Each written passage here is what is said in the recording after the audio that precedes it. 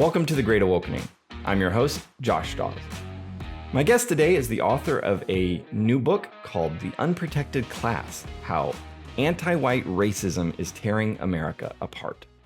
The author is Jeremy Carl. He is a senior fellow at the Claremont Institute, and he was formerly with the Trump administration. It's an excellent book, very, very timely.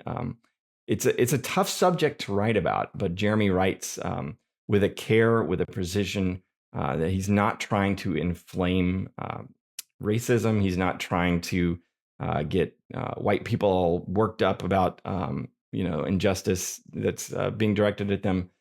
But it's a very thoughtful, careful book that is really kind of opens your eyes to just the scope and scale and the social acceptability of racism or hatred towards white people. And I wanted to have him on because it's a very, I think, important conversation. I think a lot of folks are scared to talk about this because, they're worried that this could lead to some really dark places. But I wanted to have Jeremy on because I think there are people talking about these issues in very unhelpful ways. And I think rather than ignoring the subject altogether, the best way to help maybe rescue some people from those bad paths is to acknowledge that this is actually going on and to talk about it in a Christian way and to talk about, what a Christian response to this type of discrimination should be. So it's a great conversation. I think you're really going to like it. So let's jump right into my conversation with Jeremy. Thanks for joining me, Jeremy. It's a pleasure to be on, Josh. Thanks for having me. Well, you have a new book out that is excellent. I finished it earlier this week, and it's incredibly timely, I think. It's called The Unprotected Class: How Anti-White Racism is Tearing America Apart. First of all, kudos for tackling this subject, for having the courage to do that. It's not an easy subject to write about, I'm sure. What compelled you to write this book? Well, I know you're a fellow Christian, so let me just give you a biblical analogy that I've used a few times. It was a little bit like the story of Jonah, where I was told to go to Nineveh the first time and preach and tell them to mend their ways. And I didn't. I said, well, I'll run away to Montana. I'll run away to the Trump administration, et cetera, because for all the sorts of reasons that you would expect to not necessarily want to take on a subject like this. I have a family, et cetera. And those were all in my mind. And then when I got in the Trump administration, I'd written about these types of issues for years and in a pretty prominent forums. But when you take on a senior role in a presidential administration, which I did, and I wasn't like at the top, but I was supervising 10,000 folks or so people pay attention. My writings came to the attention of people who did not, care for my views in Congress and in the media. And so then they kind of blew that all up into a scandal. And it wasn't that I'm not ashamed or embarrassed or walking back any of those writings. In fact, they were very much the basis of this book. But they angered the left. And, that was kind of at the point that I realized the second time God told me, hey, go to Nineveh and preach, that was the whale that spit me up on the beach. And I said, okay, fine, I'm going to go. And so shortly after I left the administration, at the end of the administration in 2021, I began thinking seriously about kind of doing a book like this. And I started it probably about 2 years ago now. And that was kind of the motivation. It was a really important subject. People were understandably nervous about taking it on. And I felt like I had the qualifications and background to do it. And so I did it. Yeah, it's one of those subjects that I feel like it's kind of happened so gradually that, you'll hear, see some tweets direct, like the woman at the New York Times just vile things against, espousing her hatred, her joy of tormenting white people. Yeah, and Sarah Jiang. Right? Yeah. Yeah, so you'll see things like that a little drip by drip over the years. But reading your book, I really got the sense that this is this has become much more of an issue than I think a lot of us are ready to admit. It's kind of the frog in the boiling water. It's you suddenly look around and like, oh wow, this is not only, tolerated, it's socially acceptable to hate whites, Right. for lack of a better term. Yeah, absolutely. And I mean, the book is it's not a little small book, but it's not it's not an endless tome, but it's 300 and some pages, so it's a pretty substantial book. But as I say in the kind of introduction, I mean, if I were really to comprehensively treat this, it would have been like a 10-volume encyclopedia of stuff I could have used. So if anything, this has become so pervasive, even though we don't want to talk about it, that the hardest part, or certainly one of the hardest parts of writing the book, is simply picking and choosing what subject areas I was going to carry and how to um, representatively, in a modest number of pages per chapter, kind of deal with anti-whiteness in each of these areas, because there was no shortage of things to choose from. Yeah, can you walk us through like the areas that you look at in the book? Sure. So there are 11 different areas that I look at. Each of them is a chapter. And for those of you who don't like to read as much, I do say in the book, I mean, you could theoretically, if you're just not interested in a chapter subject, you could skip over it. I mean, there is intertwining. You'll lose something, but you won't like completely be lost on the plot.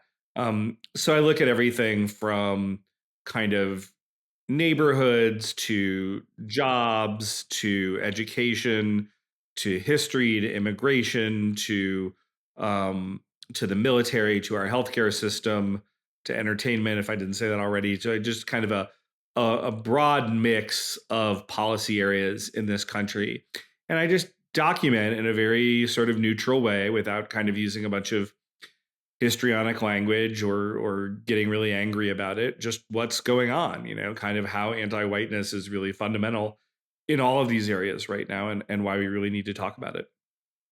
Yeah, the chapter on the neighborhoods, I thought that was really fascinating. It's particularly the concept of blockbusting. I had not Yeah. heard of that before, and kind of how that kind of led to white flight. And so many times, when we hear about that, it's kind of like looked down on as like, these whites, racist whites, couldn't wait to get away from non-whites. And but this added a new flavor, or a kind of spin on it for me. Can you explain blockbusting and what that is? Sure, and I'm glad you asked about that, because this is probably, in my view, although not that many interviewers have picked up on it, the sort of most subversive chapter in the book. It's the one where I kind of really challenge the conventional narrative most aggressively.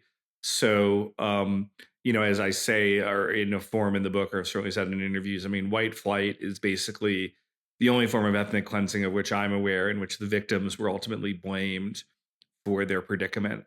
So, blockbusting was a term that was used in the 1940s, 1950s, 1960s, where a unscrupulous real estate speculator would kind of come in, and they would either secretly buy a house on a block that had been an all white block on behalf of a minority, or they would sort of threaten that that's what they were about to do. And the goal was then they would go and see who they could get to panic sell on the block, because they were worried that their whole block would sort of turn over racially. And the immediate reaction, and again, there were some things that blockbusters did that were ultimately outlawed. And I kind of highlight a very famous article that was written in the Saturday Evening Post, which was a big mainstream publication at that time, called Confessions of a Blockbuster, where one of these real estate speculators gets into the kind of whole nature of blockbusting and everything that went on with it. But again, the important thing is, it wasn't the notion. The whole reason this could be successful was not that, like, of course there were racists, okay, but it wasn't that people were just automatically horrified at the thought of living next to somebody who had a different skin color. It was that they had observed in numerous situations that as these neighborhoods diversified, they became less safe. The schools became worse. The neighborhoods became worse, and it just became, even for those who wanted to stay. There's a book by a guy named Jack Cashel called Untenable, describes his experience as a white ethnic in Newark, New Jersey in the 1960s and 70s. And so people left communities that their families had been in for decades or even centuries with great reluctance, not because they were fanatical racists, but because they'd observed very bad and concrete things that had happened in their neighborhoods. Yeah, and I think that was one of the things that really stuck with me after reading it, was just how much, kind of questioning, like how much of the narrative that we just kind of accept has been colored by that. And you go through so many different chapters. I think another thing that really surprised me was the actual, when I guess in the chapter on immigration, like the actual numbers of percentage of, as far as like the demographic breakdowns of like how many whites, how many non-whites, until like, I guess like the 1960s is when it really started to shift. Because you'll see these pictures from, the 1950s, and, make a big deal of like, oh, look at this community, there's no black people. Well, that was like very representative of the nation at that time. Right. Can you talk a little bit about how that has dramatically shifted in the last 60 years? Sure. So Hart-Celler, which was the 1965 Immigration Act, was a dramatic revolution. And while I'm not an expert in every subject matter that I covered here, and in fact, in many cases where I wasn't, I showed the book to subject matter experts just to make sure, like, hey, does this check out with your experience? But immigration is a subject that I've spent a lot of time on and have written a lot about on. So I go into it in quite a bit of depth in the book. Until Hart-Celler, we're not really a nation of immigrants. And I kind of go on why this is a sort of deceptive piece of Democratic propaganda, the capital D Democrat Party, which is, of course, not to say that we never had immigrants. It's just like I kind of walk through what the real history of American immigration is. But the reality is, if you look at the census before Hart-Celler is enacted, we're about 85% white non-Hispanic and maybe 10 or 11% African American, and 3 to 4% Hispanic, and then Native American and Asian American. Like, these barely even register on the census numbers. And it's even more it's more stark than that, because if you look at where the African Americans are, and this is even more true until the sort of early to mid 20th century, they're overwhelmingly disproportionately in the South. You have the Great Migration, so-called, that brings a lot of them to other areas in the mid 20th century. But the vast majority of American territory was basically overwhelmingly white and of European descent, the people living there, until Hart-Celler. And Hart-Celler set off a demographic revolution. And I don't say that to negatively judge any of the immigrants who came here, or to say even that it's necessarily worse. I mean, you can make arguments that it's better, but it was a difference. It was a dramatic change in American policy, and it was not simply a continuation of business as usual. Yeah, and it's it's interesting. I want to be careful, because in talking about this, it can sound like, well, why is that a problem? That the melanin shade of America is changing. Like, what is that a problem that that it's shifting? Or why should that, what does that tell us? Well, I mean, let me just kind of start off, and I'll put my priors on the table. Like, I don't think overall, in significant numbers, diversity is a strength. I think that unity is a strength. Now, there are people who argue about that. I point out the origins of the phrase diversity is our strength, which is kind of regularly used, is Dan Quayle, not our brightest vice president, who said it to Japanese businessmen, a very non-diverse country, after the LA riots. Perhaps not a time where diversity showed us great. Now, in saying that, again, I want to be very careful, and not because I'm trying to worry, but because I want to express myself in an accurate way about my belief about this. It could be, and in many cases is, that the immigrants who are coming here, or some of them, are bringing extraordinarily high human capital that may be higher than the average existing American. And if it's really high enough, I think actually we probably just want them, period. I mean, it's like a sports team or whatever. And, when you're doing a draft, you always want to get the most talented players on the field, right? But the point is that past a certain amount, even if they're wonderful people, even if they're way better than the average American, you're just creating interethnic conflict, cultural dissolution, all these other things that are just not in the interest, in my view, of any society. So it doesn't have to do with saying this is a problem with the quality of the immigrants or the people or the shade that they are. It's a function of diversity itself. And in fact, I don't kind of dwell upon it, although I do mention it in the book. When you had Southern and Eastern European immigration to the United States for the first time in big numbers, it did permanently change in certain ways the political character of the society, even though now those people are kind of just part of our assimilated white majority. But these things do make a difference, even if the immigrants are wonderful people who we would like to have as neighbors. It's just past a certain number, it creates challenges. Yeah, it just from personal observation, as try to be careful here.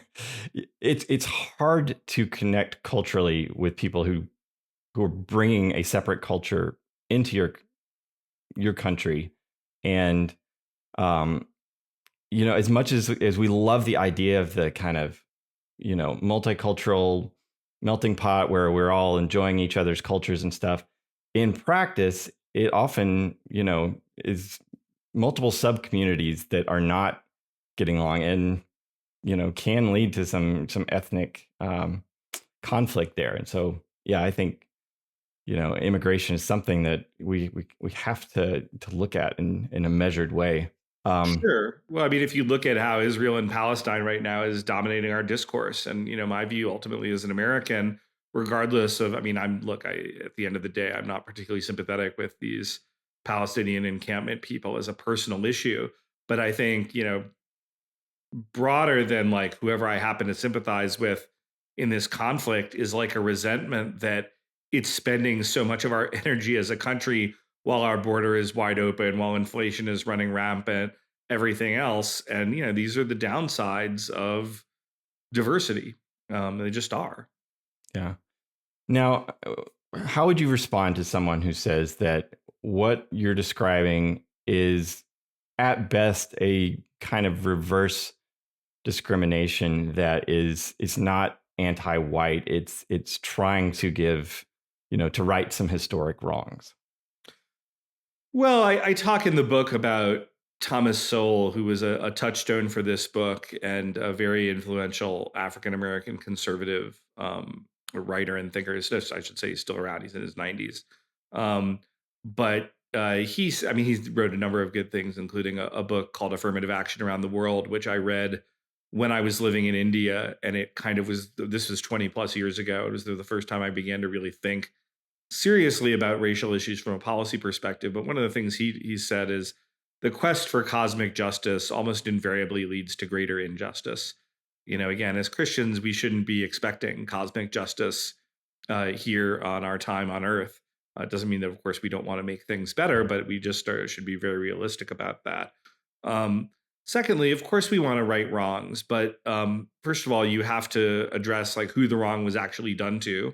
In most cases, not every case, but in most cases, the particular victim of a wrong is no longer there to receive recompense for it. And the way in which we do kind of engage with these historical iniquities or inequities is kind of very arbitrary, and really ends up you're giving assistance to people who are not disadvantaged, whereas you're ignoring people who actually are disadvantaged. And it really just becomes ultimately a fig leaf for giving power and resources to certain groups and taking it away from other groups. So, that's why I don't find that kind of logic very persuasive. Yeah. Now, there are some conservatives that seem very afraid of even acknowledging that there's any sort of anti-white racism. I think the fear is that if we acknowledge it, if we, you know, um, I don't know, if we talk about it, then that's necessarily going to lead to some dark places. Do you think Right. that's a valid concern? Well, I think it's a valid concern, but it's gone overboard to like 20x. And in fact, it's gone so far overboard that it's leading to dark places right now because what young white people are seeing, and it was interesting. I had a conversation with Charlie Kirk, who was one of the first people who interviewed me about the book, and he kind of said, when I talk to older people, typically as donors about these sorts of issues, and Charlie is very aligned with my thinking about them. They're like, oh, this could be racist. We can't talk about it. Whereas when I talk to like young white men in particular, they're like, oh my gosh, yes, this is going on. It's a real problem for me. So like, if we are taking that situation, and particularly young white people are experiencing a world in which this type of discrimination and racism is going on, and we're saying, hey, you can't talk about it, we're not going to talk about it, we're not going to try to redress any of your very legitimate claims, well then they will go to some dark places. And in fact, that's what we've seen. I think it's Hmm. also been a failure of the Christian community, quite honestly. And I talk about the church in the book, and I don't think we've spoken with a prophetic voice. And again, this is not totally surprising because the church, as a Calvinist, it's filled with sinners. I certainly believe that, and filled with people who are not perfect. And the church has sinned in the past. Vodi Bachum's book Fault Lines, for any of your listeners who may be familiar with it, was kind of a touchstone for my chapter on the church. And I think he really explicates really nicely in that book how this notion of critical race theory and everything around it, white privilege. I mean, they're a form of Christian heresy, Hmm. because sin is ultimately a characteristic of all people, not just people of certain skin colors, and we're not responsible for the sins of other people who are not ourselves. Um, so anyway, that's a kind of interesting discussion. So ultimately, I think it says a healthy thing about the white community that we are reluctant to bring it up, but we got to get over it, because in fact, by not bringing it up, it's very, very counterproductive to the aims that we would actually like to achieve. Yeah. Yeah, that's my big concern, and why I wanted to have you on, because I think we are missing an opportunity, and there are voices that are speaking about this in a way that is not helpful, that is leading to some dark places. And I think there's more and more as that those voices grow louder, there seems to be a pushback that is trying to silence voices like your own. And it's like, Yeah. no, that's the solution to that. Like, come on, Yeah. guys. Oh, I mean, right now in my comments, there's far more people, and not all of them, even my critics from the right. I mean, and the book's been received overall with incredible generosity, but of my few critics, like when you pop in the comments, I mean, it's um, it's not just sort of people who might even be to the right of me, but it's people who are sort of far to the right, who would like to go to a place that I would certainly consider a darker place. And they're like, well, you're not going far enough. Hmm. Whereas I think if I were to go to the mainstream media, it's like, wow, you're going too far. I'm not comfortable with this. But I think that's the reality that we're actually in, as opposed to the reality the media is trying to paint. Yeah. Yeah. My friend Joe Rigney talks about how evangelicals kind of have a little progressive on their shoulder. And so they're always kind of checking with, like, what is the progressive going to say? And so just Yeah. kind of have to flick that guy off, and Right. think Well, we about, saw this with David French in my denomination, the mhm. PCA, inviting him to address their pastors. And I'm hopeful that there's going to be some course correction, because I'm sure my Twitter is not entirely representative, but everybody seemed to hate that idea. But, it's the progressive does need to be flicked off the shoulder. I like that. Yeah. Now, some would say that, okay, yes, we need to acknowledge this. This is, but talking about it in terms of whiteness is a problem. That we need to reframe this. This is really just revolutionaries Yeah. seizing upon something. Do you think that there's any validity to that, or is it important to think about this as anti-white?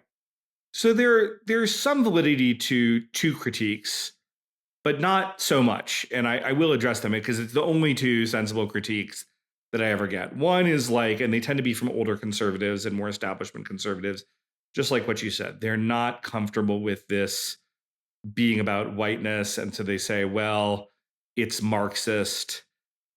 There is an oppressor oppressed framework that, of course, would be familiar with any student of Marxism.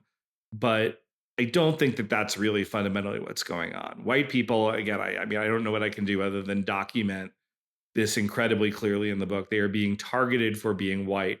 And then an example of that, which is another reason why it's not just an attack on Christians, is if you look at what's going on with these Israel Palestine protests, okay, like some of the people protesting against Israel are, from Arab countries, and they're just really, maybe they're anti-Semites. I'm not going to say they are, but like it's possible or plausible to think that's what's going on.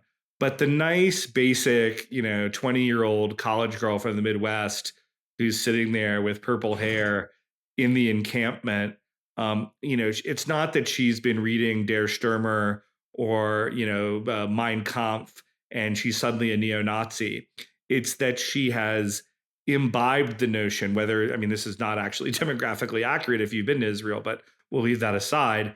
The Israelis are white, therefore they are the oppressors. The Palestinians are brown, therefore they are the oppressed. And that's just how we're reading it. And so that's why I think it's a mistake to see it as just an attack on Christianity or just an attack on Western civilization. I mean, these things, of course, play into it, but I really do think the primary mode of this attack is racial. And the primary means of which it's vindicated is by using our laws and policies around race. They're not about hitting Christianity or Western culture or, using Marxist terminology or anything like that. Yeah, that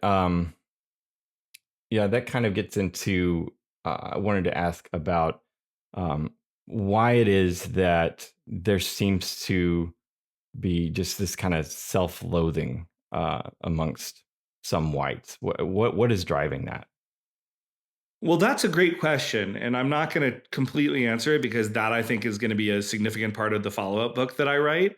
And I think the quick answer is I don't have anything glib. And that's why I want to make it the follow up book, because I don't think anybody's really conclusively answered that question. But let me give you kind of my two working hypotheses, which I think are true for different groups. So, for some groups, particularly the more privileged, it's a way of what young people would call doing a flex, right? It's like if I have $100 million, I can talk about white privilege and I can talk about giving away my white privilege, and I can even be penalized for being white, and I'm going to be fine, right? Because I've got all sorts of other ways that I can game the system or have access to the system. And I think for a certain amount of elite whites, that is the game they are playing. And that's why you see so much of this going on at Ivy League schools or other places where you have a lot of affluent whites present. So the second is more mysterious, but it's definitely, we see it in the survey data. And again, I talk about it a little bit in the book, that you see starting around 2013, we have what's called the Great Awakening. And again, as Christians, we can kind of appreciate this is a reference to the Great Awakenings, which happened which were religious revivals that happened at various earlier times in American history. So now we've kind of done this with wokeness, and there's a variety of things that kind of drive it. Maybe it was Obama's reelection. Maybe it was the Trayvon Martin case. Maybe it was the Ferguson, Missouri case, hands up, don't shoot. But you suddenly see this dramatic rise among white people of anti-whiteness. And to give you a sense of how pervasive this is and how unusual this is, and I'm not aware of this being true in any other country, if you ask most people, regardless of their ideology and regardless of their race, about their kind of warmth for various racial groups, you find not surprisingly that they prefer their own group, just like you prefer your mother to some random person on the street. Now, as long as that doesn't get totally out of hand, where you completely love your group and despise every other group, this is not a problem. This is not problematic or disturbing. You find this a little bit more among conservatives and a little bit less among liberals, and I kind of expect that. But largely it's consistent. It's not really disturbing or surprising, except white liberals. And white liberals have an outgroup preference.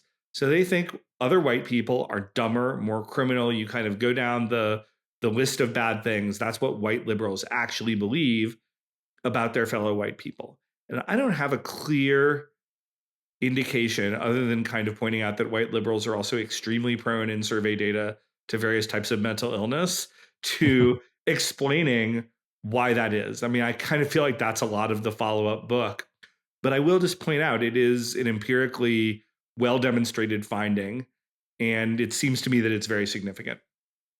Do you think perhaps it's a kind of self-defense mechanism?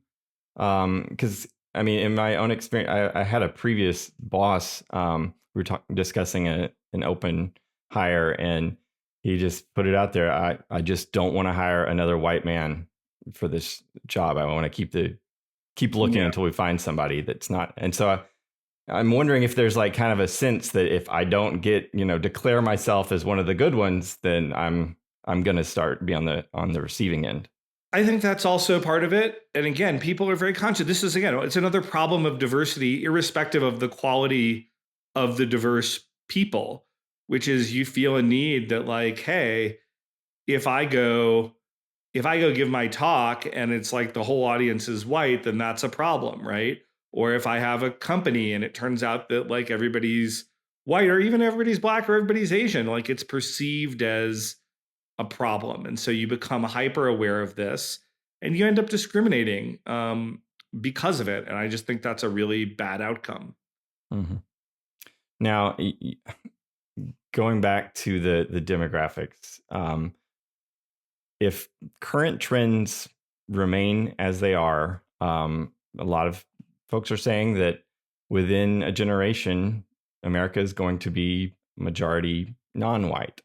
Yeah. Um, is you know, as if that's true, and being anti-white, even hate towards white, is becoming more and more socially acceptable, that's frightening. Like, how should we think about that? Sure. I agree it's frightening. And again, that's one of the reasons I wrote the book. Now, again, there's some people who are even to my right who kind of paint disturbing South Africa scenarios. And I don't think that that's particularly plausible here for a variety of reasons. And one of the simplest ones is just whites are even though we'll be a white minority likely very soon. We're 58% majority right now, but the majority of American youth are already minorities. But it's not going to be any one group that's big enough to just sort of crush white people mercilessly under their boot heel. So I don't think that we have that level of concern. But this is part of it. Is like I kind of lay this out at the beginning of the book. It's like, what does it look like when you have an anti-white public culture in an issue in an era where whites are just another minority group in America? And I don't think we have a great answer to that question, which is why I want to kind of stop the anti-whiteness before it starts. Yeah, and so you end the book with some kind of policy suggestions, other things. Can you walk us through some of what we should do?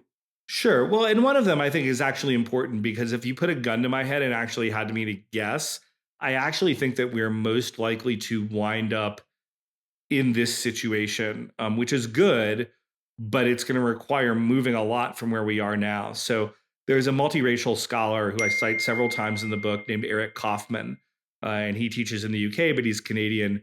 He's written a lot on these issues, but he has a book called White Shift. And what he basically talks about there, and again, he's a person who he sort of presents as white, but he's partially Hispanic and partially Asian. He sort of says, look, you're going to have these multi-ethnic groups, and if you set up the right incentive structure, so in other words, if you don't have legal penalties for somebody being white, if you don't have cultural penalties for somebody being white, people kind of want to identify with the majority, right? Like that's a comfortable place for a lot of people to be as long as there are not legal penalties for doing otherwise. And so you'll get a group like Hispanics, which are our largest minority, about 19%. It is a group that's already a third intermarrying with white non-Hispanics. It's a group that is already overwhelmingly more European by ancestry than any other group. So you get a group like that. A lot of those people could easily fold into a new white majority. You could imagine a similar thing with Eurasians, who often have a high degree of cultural affinity with the broader white kind of historic community. You could even imagine this with people who have absolutely no white background whatsoever, but who just, feel very patriotically attached to America's culture, history, whatever it is. Um, and so you could imagine a new American ethnicity being born again. I mean, Kaufman calls it a white shift, but you could call it another scholarly way to talk about it would be an ethnogenesis. So you're creating a new American ethnicity. Now, to get there, and I think we will, I actually think ultimately we're more likely to do that in everybody's interest. But you have to remove the incentives to identify as non-white legally. You have to close the border. Not again, I mean, I'd prefer to close it pretty much completely, but you certainly need to dramatically reduce illegal immigration and then you need to expel illegal immigrants who are here, illegal aliens. Um, so I think those are the things that kind of need to happen for that to be successful. Additionally, I think you've got to relook at civil rights laws in some very fundamental ways. You've got to restore freedom of association. We've got to greatly expand the Supreme Court's affirmative action ruling so that it applies not just to universities, but make it clear that it applies to employment. We've got to engage in aggressive lawfare against the left so that we're suing them for a lot of the illegal anti-white discrimination that they are engaged in. If you do some combination of all those things, I think that we can really make some concrete progress against this problem. But again, each one of those that I've outlined, they're all doable, but they're all going to be a battle royale to achieve. And we shouldn't kid ourselves the sort of fight that we're going to be in for. Yeah. You introduced a concept in that last chapter that I don't know that I'd heard before, but it was interesting. The preference cascade. Yes. Can you explain that? Sure, thank you. And I don't think in all the interviews I've done on this book, I don't think anybody's asked me about that. So that's it's a book that comes from a political scientist named Timur Kuran. He's a very famous American political scientist of Turkish origin. He's at Duke. Interestingly, I sort of follow him on Twitter, and I don't think he was ever considered conservative particularly. I mean, he's one of the most cited guys in the field, but he seems to really be moving to the right as kind of the rest of the profession has become so crazy. But Coran introduced this idea of a preference cascade, which is a notion that in a lot of cases, and I'm hoping this is one of them, which is why I wrote the book, people have a hidden preference that is very different than their publicly stated preference. Because their publicly stated preference, they feel like if they reveal their hidden preference, they'll suffer social or legal sanction. And then suddenly, if enough people begin to turn, all of a sudden there's what he calls a preference cascade. So all of a sudden, all the people who were hiding their real preferences, they reveal them, and you suddenly have a really dramatic shift in public opinion. And this is just not a thought. I mean, I think everybody can understand the thought, but Curran actually went ahead and documented this type of behavior in a number of societies. And I think just one trivial example you could use is a lot of the revolutions in Eastern Europe. Now, you look like a younger guy, so you're probably too young to remember this, but I was a teenager when those happened. And we kind of went like this from a time when everybody was mouthing communist, whatever in these countries to like all of a sudden it's gone, right? Like it was just like that. Now, I don't think we're going to be that fortunate, even with people out here like me talking about it. But I do think that over time, the incoherence, the racism, the intellectual kind of poverty of the opinions of our opponents cannot really survive sunlight. And I hope that in writing books like this and in having people buy books like The Unprotected Class, and even, I mean, I hope that your listeners and viewers are saying, wow, this guy's great. I can't wait to go run out and get his book. But even if you're like, I don't know, maybe this guy doesn't have it totally right. When you buy a book like this, you're sending a signal to publishers that like, hey, there's an audience for material that is serious, that deals with this subject. As you can imagine, one of my big challenges, I did get a good mainstream publisher to publish it, but not everybody's going to want to deal with this material. If people buy the books, then people will write and publish more books on these sorts of subjects. And so I think that's kind of what I'm hoping to do in kind of pushing for a preference cascade on these issues. Yeah, no, it's such a great concept. It plays into, it's kind of related to something I've talked about a lot is the spiral of silence, where Mm, the more we stay quiet in social settings about what we believe, the right. more the opposite, uh, the opposing view seems like the majority view. So Right. I love No, that idea. particularly And important for Christians, for sure. mhm, yeah, Um, because it really is. It's fear of man. It's like, are we going to speak the truth, or are we going to be afraid of what others might think of us? And that right. Bible just it does not. That's not the Christian life. Yeah, absolutely. Yeah. Yeah. Even this morning, I mentioned to some guys that I was recording a podcast today, and we started talking about you and your book, and it's like, wait, anti-white racism? Can we talk about that? They're looking around for the secret police. Well, this is the cost of discipleship, to borrow from Bonhoeffer's book. I mean, that's just how I view it. And again, I sort of, if I thought about this just in terms of my own loss and gain, I wouldn't have written the book. You have to have a bigger goal in mind and a bigger truth with a capital T, in mind in kind of taking on this project. But ultimately, I just felt so strongly and I was so confident in the kind of overall soundness of my thesis that I was willing to take whatever short term hits came with it. And I think the gratifying thing is that I have been on, I mean, not just Tucker Carlson and Charlie Kirk and all these other things, but just a lot of people have been, much more even than I would have expected, have been receptive to talking about this message. And I think that's really great. Yeah, I think, whereas in previous, we talk a lot about the Aaron Renn's neutral world to negative world Yeah, shift. In absolutely. neutral world, I think respectability was the currency, and if we can present ourselves as respectable, we can gain an Yeah. audience. Negative world, the currency is courage, and so you've displayed a ton of courage in writing this, and I think that's something I hope more people start to see, is that you can talk about these things. We can, as Christians, we can and should talk about them in a kind, loving way to you know provide an alternative to the ugly way of talking about it, Sure. and you'll survive. It's Yeah. not necessarily going to destroy your world. So Yeah. yeah. No, and my pastors and my church has been very supportive. Now I live in Montana, so that's a little weird. We're not the world's most diverse place, but I mean, I don't want to ascribe political views to them. I'm not saying that they're embracing all of my conclusions, but they've been very supportive of me, and not critical or challenging me or thinking that I'm coming from some bad or evil place in doing this. They've people in and around my church community have been very receptive to listening to what I had to say, and people in the broader Christian community as well. And so that's been gratifying. Even some people, I'm not going to name names, but like within a day of each other, I recorded a podcast with two prominent Christians who were at each other's throats, who do not like each other at all, but who really thought that my book had something to offer. And so I think that's great. I mean, I'd love it to be a unifying thing, and again, not just for whites, but I wrote this for everybody who's kind of open minded. That's awesome. Well, Jeremy, I enjoyed talking to you. I like to end each interview with a question to kind of give the audience some white pills. What's giving you hope right now?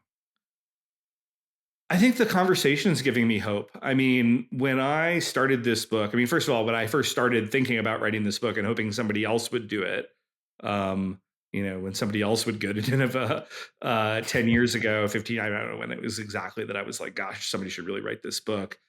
It felt just completely daunting. And some of that had to do with my personal circumstances, being at very liberal Stanford University at the time, although I was at a conservative sort of island on that. But some of it just had to do with the general tenor of the conversation. But even when 2 years ago, I kind of sat down at my desk and really began to put material together, I sort of felt like, wow, this is a really narrow tightrope, and there's alligators down there in the pit, and they're kind of snapping. And, I'm not sure this is going to work. In the interim, the conversation has moved tremendously positively. And you have folks like a Charlie Kirk, like a Tucker Carlson, like a Matt Walsh, who will like talk about anti-white racism. I mean, they will say that exact phrase. You even had Trump 10 days ago or so say, well, we don't want to do something that's anti-white. That would be problematic either. To have a presidential nominee, a former president, kind of just flat out come and say that, I think the Overton window is shifting. I want this book, and this book has been incredibly successful so far in terms of early sales through the first 2.5 weeks. But I think the success of this book is part of shifting that Overton window, and I think particularly the number of people who said, "Yeah, I didn't just buy a copy for me, but I got one for my pastors and the various elders in my church and whatever." So I'm hoping that it's really um, socializing a broader conversation. And I think it's the biggest thing that really gives me hope, because if white people decide they're not willing to be treated as second class citizens, it will stop. That's just it. That's the preference cascade. I mean, we Mhm. are not a 1% minority in this country who is at the mercy of everybody else. We just need to stand. We need to have the courage of our own convictions. That's the currency, as you noted, in the negative Yeah. world. And that doesn't mean that we shift and we, become angry and start, Absolutely not. discriminating against non-whites. It's Right. just it's okay to stand up for ourselves and That's to think, correct. yeah, that's not cool. And Right. and as Christians of no matter what your skin color, that Yeah. should be our posture towards anyone who is experiencing that type of racism discrimination. Of course, Yeah. 100% anywhere Yeah. in the world. And I've seen this. I've seen this in other countries. I've seen it here. And again, I think often we're more willing to stand up for Christians in Nigeria or Turkey or wherever have you than we'll do certainly for white Christians here. But I think even more broadly for Christians here, Mhm. it's kind of easy to be the hero in the distant battle, and it's hard to be the hero in your own battle sometimes. So Yeah. Yeah, I know I said that was the last question, but is as we start thinking about standing up for ourselves and right, those demographic numbers start to change, right. does there ever become a point where it is appropriate to have a NAACP for white people? I've never been asked that. I mean, people have done that, but they really have been more on what's called the identitarian. So like the Yeah, pretty far right. Like again, this is not a book of well, not only is it not a book of white supremacy, but it's not a book of white nationalism or anything like that. I just yeah, view these things as totally fanciful in the context of America. And I think the people who advocate for things like that, they kind of hide the ball about, well, okay, well, how are you going to get that there without violence, right? Like they don't sure, have an answer to that question. So I don't consider those like whatever you think of the morality of them. I just don't think of them as serious political projects. I do think that ultimately one of the things I talk about is that white people need to be comfortable in organizing as whites, not to vindicate special rights for white people, but to vindicate their individual natural rights that should be treated equally that come from God. And the hmm kind of analogy I would use is the civil rights movement. So hmm Martin Luther King, he wasn't just pretending that it was like some random collection of individuals that was being discriminated against. He organized Black people. And now, of course, he organized them with allied non Black people, in this case, mostly whites. We want to organize with allied non-white people, of which there are many. I mean, there are many who endorsed my book. The African American guy who's the longest ever serving member of the US Commission on Civil Rights endorsed my book, right? So there are a lot of people of goodwill we can organize with, but we do need to organize, I think, ultimately as a group to vindicate our rights as individuals. And we have to not shrink away from doing that, even if I wouldn't necessarily do a white equivalent of the NAACP. I think it can yeah, be a little more informal than that. yeah. Yeah, I've got a piece coming out in World Opinions soon, where I talk about how I reference your book, and I talk about how our unfortunate history of anti-black racism offers a wealth of resources for us to learn how to respond. There's, I Sure. would reference, Jackie Robinson and just how he, as a Christian, Right. responded to the hate, not as a victim, not as Right. a, you know, uh, angry, but just, in the face of that, responded so well. So I think there's a lot we can kind of draw from our past as we kind of face an uncertain future. Absolutely. Yeah. Well, Jeremy, thank you so much. Where can people find your book? So you can get it hopefully at your local bookstore. If not, you can request it for them. If not, the easiest way to go is to go to Amazon or Barnes and Noble or whatnot. It's been out for 2.5 weeks. And you can just order a copy there. It'll come right to you. I've got an audiobook version even. So if you're a person who prefers to kind of get your information that way, you can do that. I've got a Kindle version. So it is widely available. And it's been selling kind of beyond I don't want to say my wildest hopes, but it's because my wildest hopes might have been pretty wild, but it's been selling beyond all reasonable expectations. So a lot of people are getting it. It's been great. My publisher is super excited. I'm happy, not because you make a bunch of money selling books, because you don't, but I am excited because it means that people want to participate in this conversation. And I think it's a really important conversation. Excellent. Well, congrats on the success of the book. It is wonderful. I read it, and I encourage everyone to go out and get a copy. Thank you. Thanks again, Jeremy. Appreciate it. Thank you. That's our show for today. Big thanks to Jeremy Carl for joining me for this conversation. Again, his book is The Unprotected Class: How Anti-White Racism is Tearing America Apart. Excellent book. I think you'll really get a lot out of it. There'll be a link in the show notes where you can purchase that. If you'd like to follow him over at X, his handle there is @RealJeremyCarl. So go. You can connect with him there. If you found this episode helpful or challenging or thought-provoking, please share it with a friend. I think this is a really important conversation that Christians shouldn't be afraid of. So I hope this can spark a lot of conversations. Listen to it with a friend and just keep the conversation going. I think as Christians, we are uniquely positioned to acknowledge the injustice of anti-white racism without going to the extremes that some groups would go to. So I think the more we can step into this and show a better response, the more that we can kind of help rescue people that might be headed down a dark path. So we appreciate you sharing this. If you are not subscribed, go ahead and hit like and subscribe so you don't miss future episodes. If you're listening, ratings and reviews over at Apple Podcasts are always appreciated. Till next time, I will talk to you soon.